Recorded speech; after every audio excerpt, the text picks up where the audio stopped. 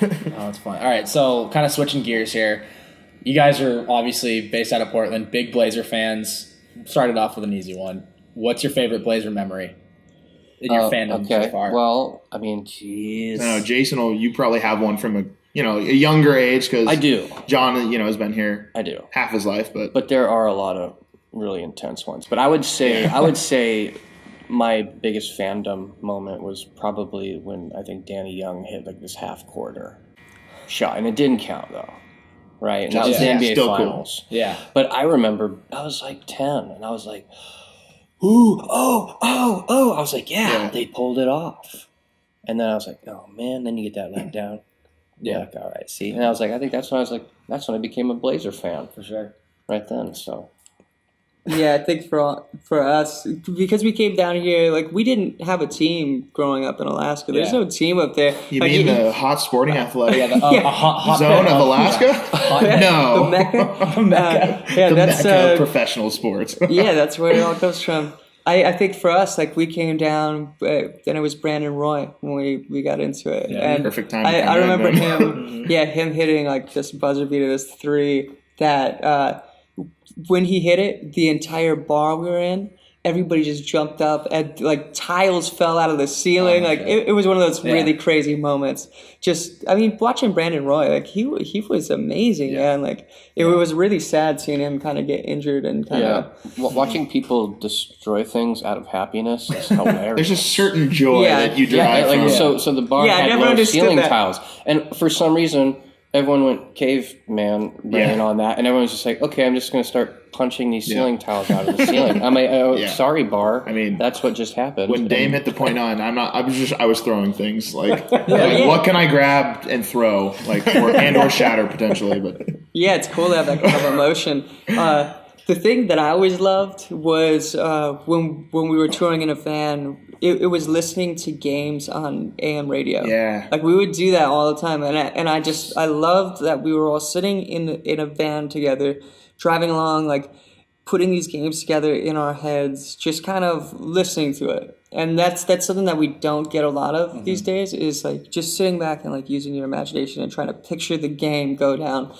And those are always my favorite moments. It was listening to those games with Ryan Neighbors from Hustle and Drone. Even the audio and the mix is different. Like when it's AM radio, for some reason you hear like this boom boom cat, boom boom cat. You hear that thing? It's like slamming on AM radio, and everything's such this heightened atmosphere. It's like a different you can almost just appreciate just the art of basketball in general. And you're visualizing and using your imagination. And then when it's on TV, you kind of killer play might be happening, but you might be spacing out on the ad on the sideline or like the wet towel.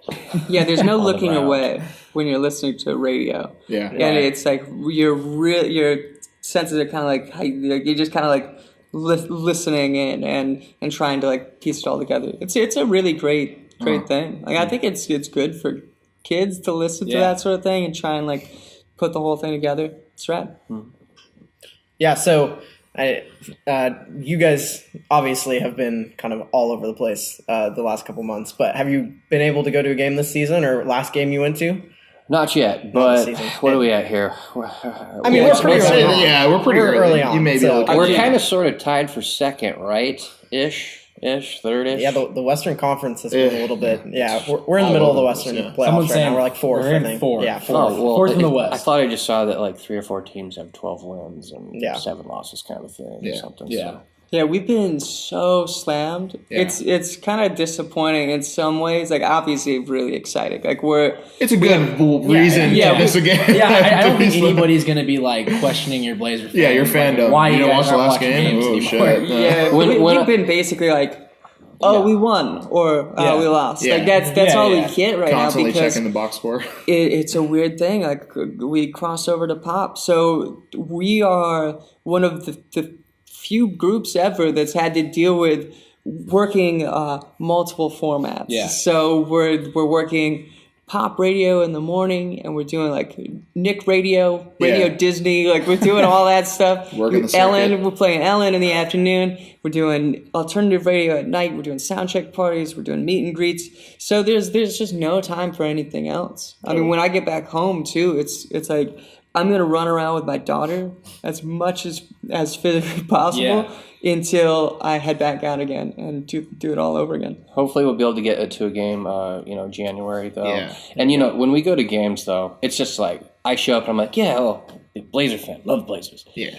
And then you go to the game and you're like, dude, that's a fan. These are fans. I'm like, I got to step it up here. I am not a big enough fan, man. Like, these people are crazy. And I'm like, jeez. Yeah, screaming around you. Step it up, And that's the cool thing about Portland, too. It's just, how they embrace everything about Portland and that's how I got into sports, honestly. It was Portland. Yeah. I probably wouldn't have been as into it anywhere else. But it's something that I recognized right away in seeing, like, Portland fans and seeing the way the team reacts to Portland fans, and every game is selling out, and it doesn't matter who they're playing, and all these things. Like it's a really exciting thing when a city actually supports their team, regardless of the wins. Yeah, like they're there the entire game. No offense, I watch the Lakers games and I see people walking out the second they're losing. Let me keep them. No, I'm not. Okay, let me defend my city here for a little bit. LA is a big place, all right? It's really hard to get around, and it's not that people don't care so much to, like, get to the stadium. It's more that just there's a shitload of people everywhere, and it's just even if you leave at, like, 5:30 for a 7:30 game, there's just a lot of people out, and people have the best of intentions of getting there on time. It just doesn't always happen. It's like the best spin I can put on it. But to take it back the other way, the traffic is constantly like that. It's not like you could be like, I'm anticipating there being bad traffic, so I'm going to leave a little bit early because we're not ahead right now. So it's just part of that too is we are. And I say we. I mean, I'm a diehard. You can claim it. It's we. Yeah, do it. Like part of it is the Lakers right now are not very good. Like they're just not a good team, and LA is a town of transients and they want winners. So I mean, you got guys like me who like, shit, I'll watch the Lakers have 8 wins right now, and I'll watch Brandon Ingram and like the young guys, develop because I want to see that. But you also have dudes who don't care because they're not winning. Like you got to win in LA for people to still really care. And I get it's a bad rap for LA. I totally get it. I'm trying to be the one person in LA, at least, though, who's not like that typical LA sports fan. Yeah. You got LeVar, though. I got nothing against LeVar, man. I'm all about the big baller way, man. That's pretty funny. It's become a reality show. That's I don't watch the show. I don't know. I mean, just haven't found the time. But I mean, I like Lonzo. I got nothing against LeVar. As long as he doesn't call it the coaches, we're good. Is Lonzo doing all right? Like, how's he doing out there? He's got two triple doubles. Superstar. Second player since LeBron. He can't shoot. Youngest player. Like he's shooting like 31% right now. But he can do everything else. His shot is trash. Oh, his shot is so gross. And it's gotten to the point now where I was watching. It was Lakers. I want to say like Suns like 2 weeks ago. Lakers are up like 15 in the fourth quarter, and Lonzo gets a wide open 3. And just the first thought in my head is like, fuck, if he makes this 3, this is the biggest deal for the Lakers because everybody's talking about it in LA. Like Lonzo can't shoot. If he just makes 1 3, everybody's gonna lose their shit. And of course he bricks it and he clanks it. Like, fuck, that is just not a good look. Yeah, that happens. Isn't that important in basketball? I don't. It's moderately important. Can't shoot. Dude can't shoot. Moderately important. Yeah. That's not Michael Jordan. I just say. So I know, sort of going off basketball, I've read that you guys potentially may be into fantasy basketball a little bit. Eric, our guitarist, he's Is been he playing. constantly checking them? Yeah, constantly.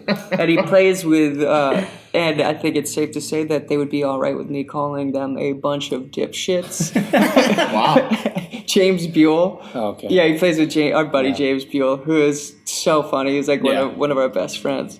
But he's been railing on us to join his fantasy league, and Eric finally did it. And it's like $500 buy-in, and it's gonna be a hefty payout. Yeah, he was acting like it's no money to buy in. I'm like, it's $500, dude. That's something. That's nothing. Yeah, that's something. Yeah, my buy-in was $20.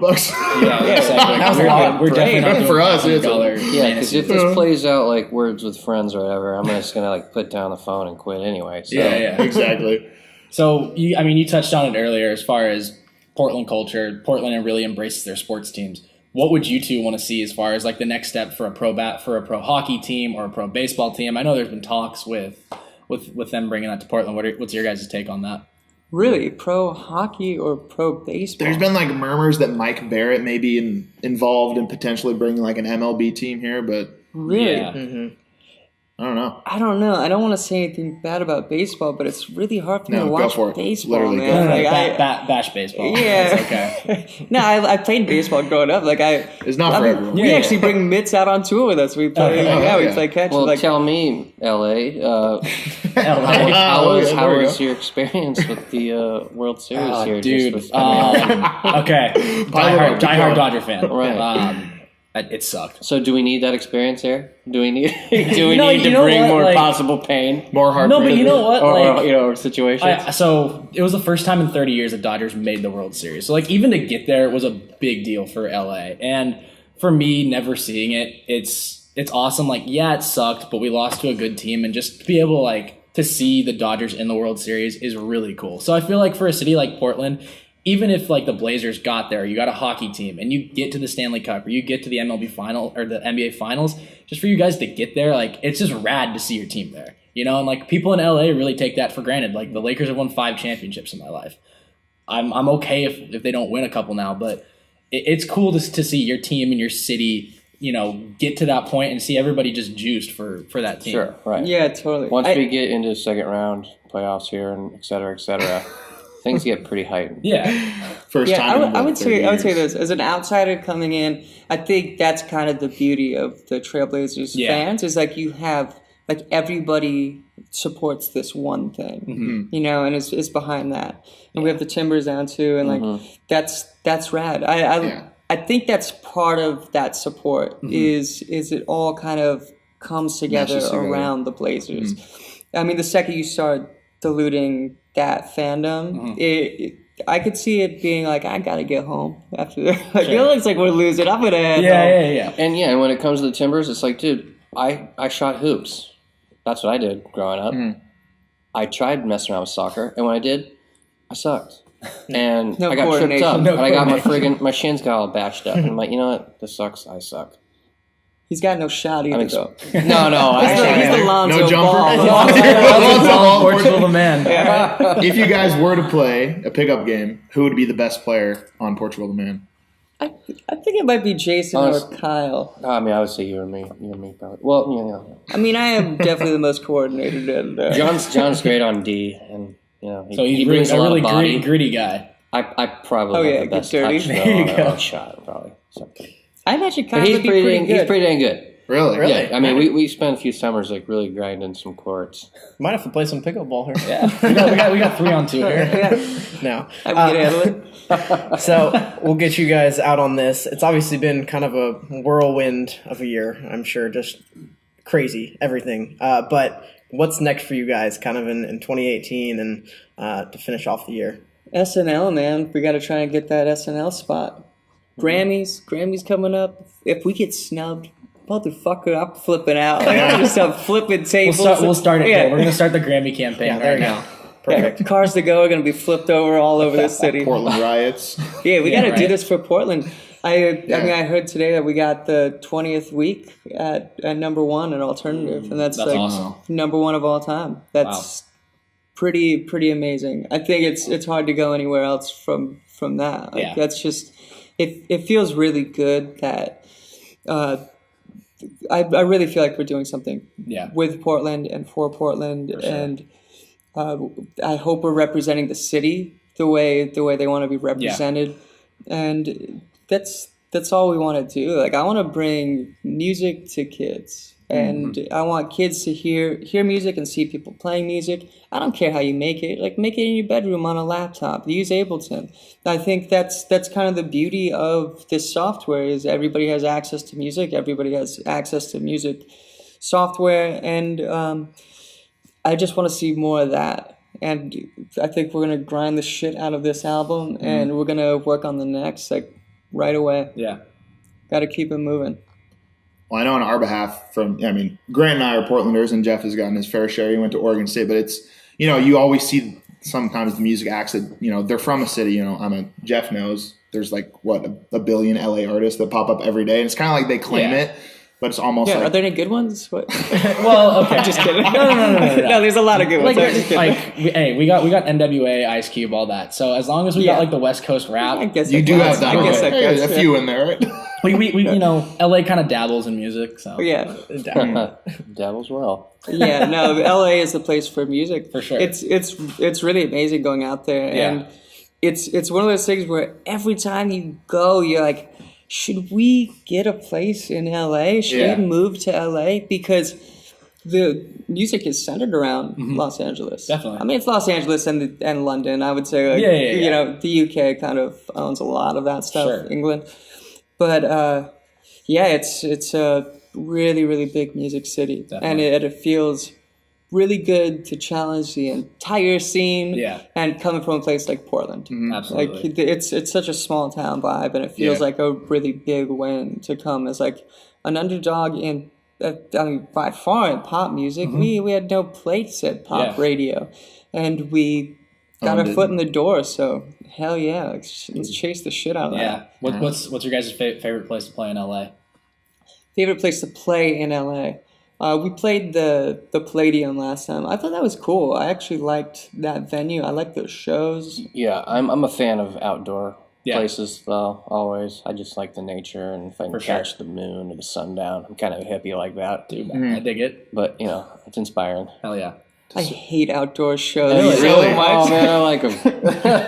It's so difficult because I'm a guy who doesn't use monitors, and if you don't know what that means, I don't have like my voice flying at me, and it's not common. I've gotten used to it over years and years of playing clubs and having years and years of not being able to afford a monitor engineer and somebody to tune it properly. So you get the second I get feedback at the beginning of the career, I was like, turn off the monitor. I'd rather hear the room. Like I want to hear the room. Totally. I like hearing a room.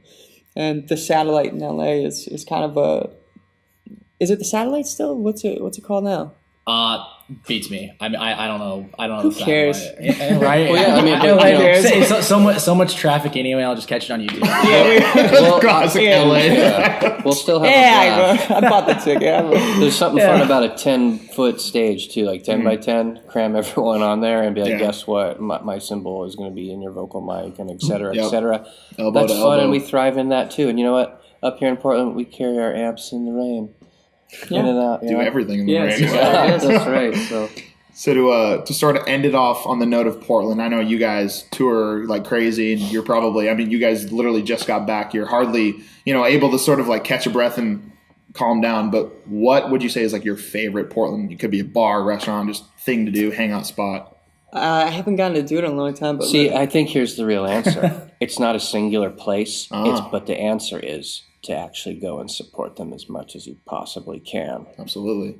That's what a good Portlander does. Absolutely. There you go. Yeah. Yeah, there's so many great places in Portland. And I mean, the second we got back last time, we went to Pock Pock. And I like going in there. The Pigeon's like the best restaurant in the world, in my opinion. That's like one of the best meals I've ever had. And there's just so much of that. And it's a mentality that we carry everywhere we go. Yeah. And it's the support your local restaurants, support your local record store, whatever it is. Everything. We like to Music Millennium. Like we like to support all of that. And when we go to different cities, we're the type of guys that like to go out and go eat at your restaurant. We're going to eat at the local restaurant. We're going to leave the money in the city, and we're going to support as much as we can and leave as much as we can there. And that's the mentality of Portland. I think it's great. Totally. Absolutely. That's awesome. Well, on behalf of all of us, thank you so much for your time. And I know it's been crazy for you guys. So to take the time to do this, it's awesome. And hear your guys' perspective on Portland, on everything. So really appreciate it. Just thank you guys. Yeah, thank you. This is great. Thank you. Yeah, for all the listeners, check it out. Second String Sports on iTunes and SoundCloud. Subscribe. And Go Portugal Beavs. the man. Go Beavs and Rip City. Go Beavs. All right, thanks, guys. That was awesome.